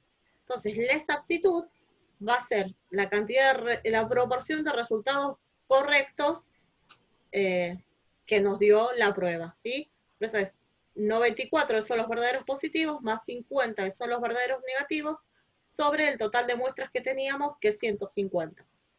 ¿Sí? El 96% de los casos fueron clasificados correctamente por el NeoKit. Bueno, ¿qué nos dicen estos valores de sensibilidad y especificidad? ¿Cómo interpretar esos resultados? Que la proporción de individuos infectados que fueron correctamente diagnosticados con la enfermedad es 0,94, o sea, el 94%, ¿sí? Y el 100% de los individuos sanos fueron correctamente diagnosticados como tales con la prueba con el NeoKit, ¿sí? Después, el valor predictivo positivo nos daba 1, quiere decir que la probabilidad de que el individuo esté enfermo de COVID-19, dado que el resultado del test le dio positivo, es igual a 1. Si te da positivo, la probabilidad de que tengas COVID es 1. Y el valor predictivo negativo, 0,89, es la probabilidad de que un individuo con un resultado negativo en la prueba esté realmente sano, es de 0,89. Bueno, y la exactitud, como dijimos recién, dio el 96%, que es la probabilidad de que el test prediga correctamente la presencia o ausencia de la enfermedad. Como vemos, todos valores bastante altos, ¿no? La verdad es que sí. Bueno, ahora lo que vamos a ver es otro ejemplo para comparar pruebas, para comparar pruebas diagnósticas. El ejemplo de recién lo di más que nada para que veamos cómo se calculan la sensibilidad, la especificidad y los valores predictivos, ¿sí? En este ejemplo, lo que se comparan son pruebas diagnósticas, es un trabajo que se hizo para comparar 5 métodos disponibles comercialmente para detectar antígenos solubles de Legionella pneumophila en orina, que es para diagnosticar la infección por Legionella, o conocida como infección del legionario, ¿sí? Directamente acá ya presentaron la tabla en este trabajo con los valores de sensibilidad y especificidad, y lo hacen hacen 5 pruebas y 2 métodos diferentes, métodos inmunoenzimáticos e inmunocromatográficos.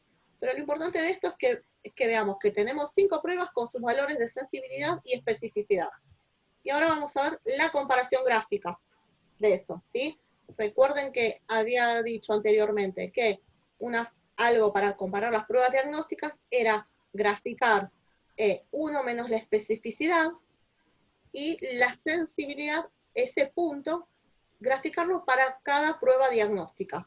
¿Qué es lo que hacemos en este caso? Teníamos 5 pruebas diagnósticas, grafiqué esos 5 pares, sensibilidad 1 menos especificidad. O sea, si van a ver esta ELISA Binax, la sensibilidad está en 0,8, 1 menos especificidad va a ser 0,1, ¿sí? Porque es 1 menos 0,9. Entonces, cada una de esas pruebas, cada uno de esos puntos están acá en la gráfica. Y así podemos comparar, bueno, a ver, ¿qué prueba tomamos como referencia? En este caso yo elegí tomar la prueba ICESAS como referencia, es el punto celeste, que es un poquito más grande que el resto, ¿sí? Si yo tomo esta prueba como referencia, lo que hago es ver, bueno, esto me genera 4 espacios posibles, 4 zonas, 4 regiones. En esta región de acá, cualquier prueba que caiga en esta región va a ser siempre superior, ¿sí? Cualquier prueba que caiga en esta va a ser siempre inferior.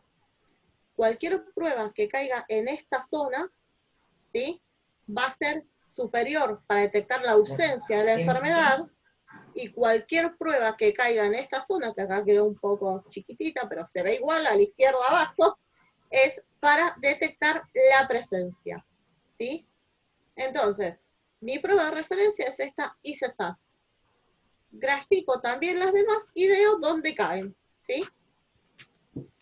Bueno, si vemos acá, vemos el punto rojo este, muy allá al límite, pero cae en la zona, muy al límite cae en la zona que es siempre superior. Esta es la prueba ELISA-Bartels. Esta prueba de acá me indica que va a ser siempre superior a ICESAS, tanto para detectar presencia o ausencia de la enfermedad. Estas dos que tengo acá, que es la prueba IC-Vinax y Unigol, van a ser superiores para detectar la presencia de la enfermedad. Y este punto amarillo que tengo acá, que es la prueba ELISA-Vinax, va a ser siempre inferior a ICESAS, tanto para detectar presencia o ausencia. Después, bueno, hice lo mismo para que vean que si yo tomo otra prueba como prueba de referencia, en este caso tomé la prueba ELISA-Vinax como prueba de referencia,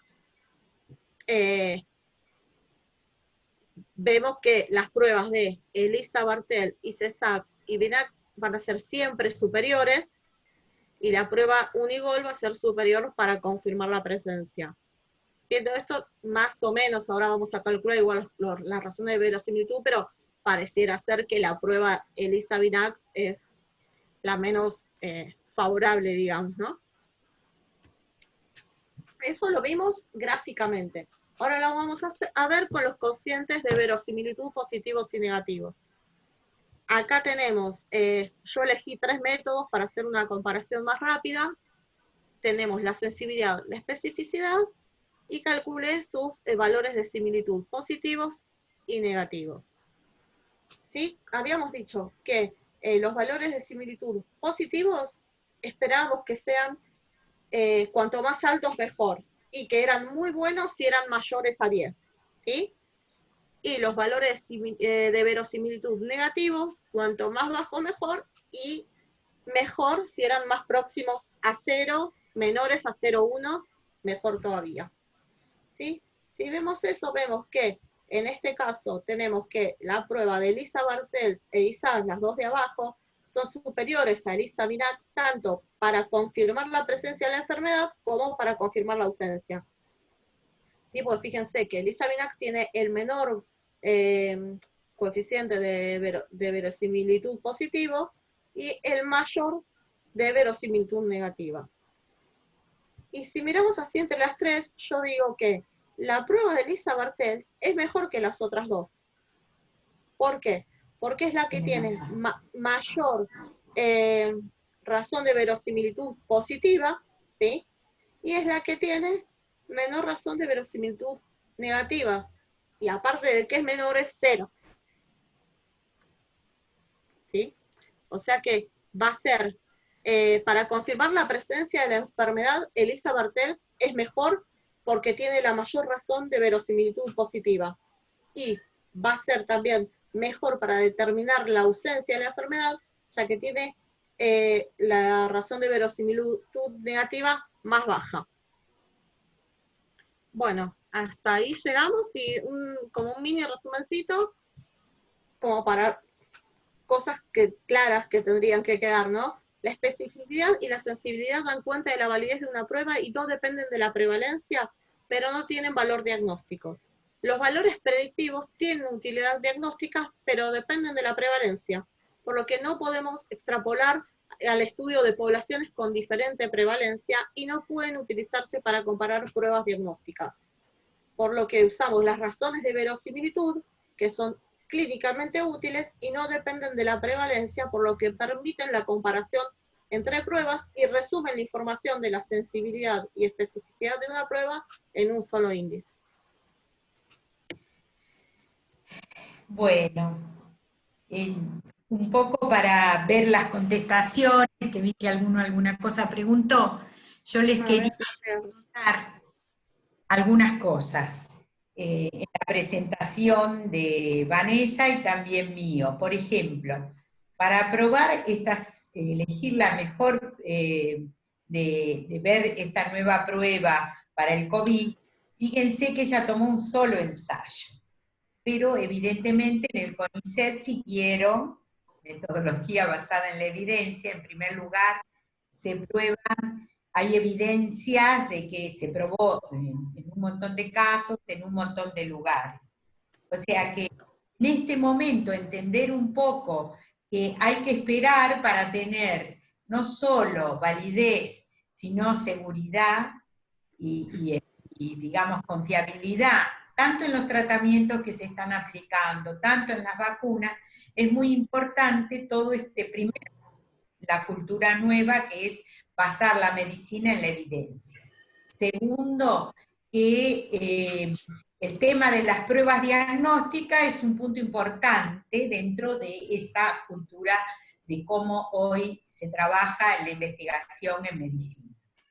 El tema de las pruebas diagnósticas, nosotros lo trabajamos ahora para medicina, pero tengan en cuenta que son todos uno puede validar y dar la seguridad de pruebas para distintos, digamos, individuos. Pueden ser vegetales, pueden ser animales, que a veces uno quiere detectar enfermedades, tanto en los vegetales como en los animales, y es de mucha utilidad tener claro este tema de las pruebas diagnósticas, porque lo que va a cambiar, digamos, es la literatura y cómo uno va a trabajar, pero el proceso de validar pruebas para detectar rápidamente una enfermedad se puede aplicar a las otras ciencias de la vida, tanto en los fenómenos biológicos de las plantas, del mundo vegetal, como del mundo animal. En este momento es importante para los que están trabajando, son profesionales del área de la salud, tener claro estos conceptos, porque puede llevar a mucho error con respecto a qué elegir. Por ahora trabajamos el tema de los test, las pruebas. Desde la estadística, dos cosas. Hay que pensar muy bien en cómo uno va a trabajar, o sea, con qué muestras, cuántas veces va a probar el proceso, qué literatura lee, respetar esa clasificación que dimos al principio. Nunca se llega directamente a validar algo solamente con un ensayo, o trabajando solo en algunos casos, sino que hay que seguir toda la pirámide. Se empieza el laboratorio con animales, se sigue con algún caso, etcétera, etcétera. O sea, esa rigurosidad que hay que tener. En algún momento nosotros vamos a hablar un poco del metaanálisis, que sería como un cierre de toda esta cultura de medicina basada en la evidencia, porque sintetiza un poco cómo uno maneja la información global. Bueno, no sé si alguno quiere preguntar algo. Bien, no, acá quisiera felicitarlas por la exposición y la claridad. Hay varios comentarios en el chat que hacen referencia a la claridad de la exposición y dan las gracias por toda la explicación. Ahora yo los invito a que puedan realizar alguna pregunta por el chat. Ya vi una y Facundo les va a estar leyendo a Susana y a Vanessa estas preguntas, así que los invito a que puedan realizar alguna pregunta o consulta. Mira, yo mientras vi que alguien preguntó por el tema de la sensibilidad y especificidad del PCR. Sí. Ahí en los ensayos no decía, la verdad es que no estaba ahí en la página, no estaba, pero yo tengo entendido que depende la muestra donde se tome, la especificidad en general del PCR, en general se dice que es muy próxima al 100%, y si la muestra es por esputo, la sensibilidad es del 89%. Si hisopado nasal, un 73%, y hisopado orofaringio es entre un 60%, así que entre un 60 y un 90 la sensibilidad. Sí. O sea, la PCR la trabajamos como la gold estándar en realidad, es la confirmatoria. Claro, porque también depende del momento, digamos, del estadio, del momento del proceso infeccioso. Claro. Entonces tiene que ver también con eso. Después no sé, no vi otra pregunta. Bueno, mientras van llegando las preguntas, yo copio el link de la página del departamento para que puedan ver otros webinars o ver los que ya se hicieron, que hay videos. Y esperamos las preguntas, mientras los disertantes descansan un poco también, y van pensando y las van escribiendo.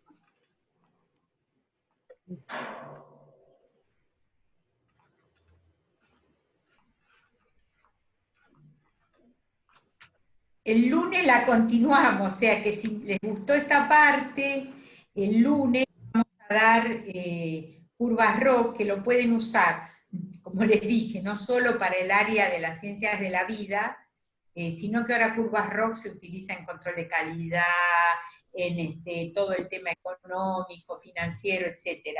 Así que nosotros lo trabajamos por el tema de la pandemia y de la epidemiología y cómo trabaja los epidemiólogos y todos los asesores que están trabajando, y el cuidado que hay que tener cuando uno compara, eso es importante. También podemos invitar también podemos invitar a que si se les ocurre alguna pregunta que le quede pendiente, también contestarla el lunes. Sí.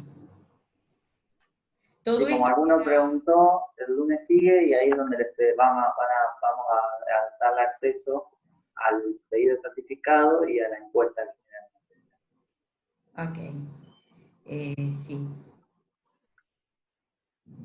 Bueno, entonces nos vemos el lunes. Un placer, Vanessa, que forma parte de mi equipo de trabajo, que estoy bastante dedicada nada más que a la biometría ahora, así que ella nos va a acompañar también el lunes, y Vanina, que es nuestra editora de material, también le agradecemos. Muchas gracias a todos. Le agradecemos a ambas, a Susana ya la conocemos, pero Vanessa, te quiero felicitar por la exposición. Gracias. Gracias. Bueno, y al resto, si no hay preguntas, nos vemos el lunes. Con el link para el ingreso. Bueno, muchas gracias a todos. Gracias. Gracias. Chao, Susana, muchas gracias. No, gracias a vos. Gracias.